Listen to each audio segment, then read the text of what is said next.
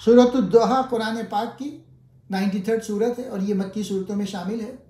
یہ صورت اس وقت نازل ہوئی جب کچھ دنوں تک وحی کا سلسلہ رک گیا اور کفار مکہ نے یہ کہنا شروع کر دیا کہ نعوذ باللہ، اللہ نے اپنے نبی صلی اللہ علیہ وآلہ وسلم کو چھوڑ دیا ہے۔ اس صورت میں اللہ تعالیٰ نے اپنے پیارے نبی صلی اللہ علیہ وآلہ وسلم کو تسلی دی اور ان کے مقام و مرتبے کو واضح کیا۔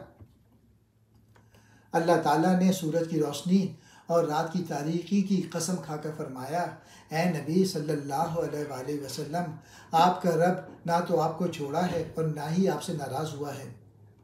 اللہ تعالیٰ آگے خوشخبری دیتے ہیں کہ آپ کا مستقبل آپ کے ماضی سے بہتر ہوگا اور اللہ آپ کو اتنا عطا کرے گا کہ آپ راضی ہو جائیں گے۔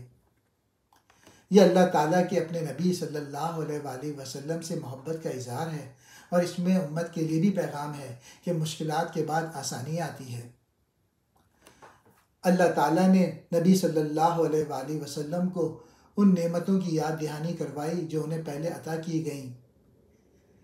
آپ یتیم تھے مگر اللہ نے آپ کو سہارا دیا اور حفاظت فرمائی۔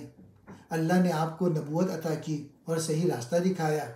آپ صلی اللہ علیہ وآلہ وسلم غریب تھے لیکن اللہ نے آپ کو غنی بنا دیا۔